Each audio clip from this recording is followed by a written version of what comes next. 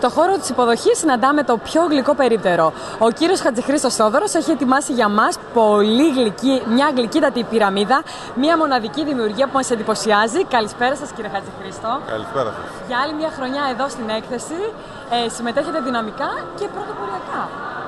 Κάθε χρόνο και καλύτερα με εσάς. Τι γίνεται? Θεωρώ ότι η ανάπτυξη σημαίνει βελτίωση και αυτό πρέπει όλοι να προσπαθούμε να το πετύχουμε. Έτσι και φέτος βελτιωθήκαμε, μπορώ να πω, με μια πρωτότυπη παρουσία του προϊόντος μας. Εντυπωσιακή και βλέπω ότι την έχετε στολίσει κιόλας επάνω την πυραμίδα.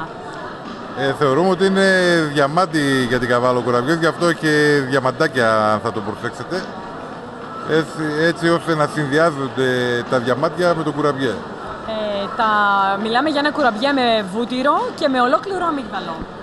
Βεβαίως, το κουραμπιές μας είναι με φρέσκο βούτυρο, ολόκληρο αμύγδαλο και όλα τα υλικά είναι αγνά και ποιοτικά.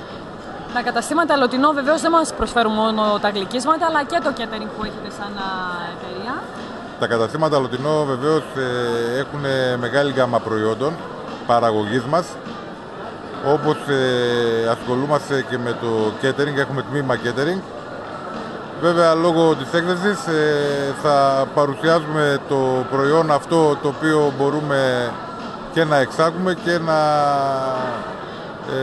το προωθήσουμε ως χοντρική πώληση. Μάλιστα.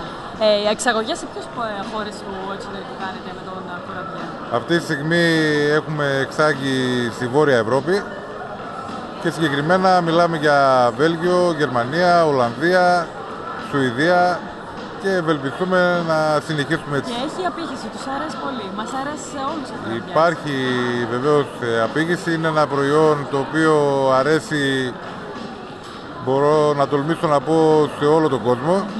Και αυτό γιατί η εμπειρία μας από διεθνείς εκθέσεις αυτό έδειξε, και σε Κινέζους και σε Ιάπωνες και σε Αμερικάνους. Ήταν όλοι ενθουσιασμένοι και τους άρεσε πάρα πολύ. Και γυρνάμε, έχουμε και μια στροφή στα παραδοσιακά προϊόντα που κερδίζουν και το ενδιαφέρον μας. Σίγουρα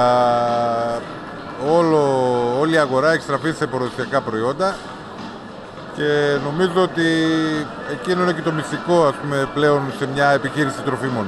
Να κοιτάξει τον παραδοσιακό τρόπο με τα αγνά υλικά και τα ποιοτικά. Βεβαίως. Πάντως κάθε χρόνο πρωτοπορείτε, δίνετε μια άλλη δημιουργική νότα εδώ στο χώρο της υποδοχής. Ευχόμαστε τα καλύτερα, ευχόμαστε καλή συνέχεια. 3 καταστήματα Λωτινό με catering, παραδοσιακά γλυκά, γλυκίσματα, ό,τι χρειαστούμε από κάθε είδους εκδηλώσεις στη ζωή.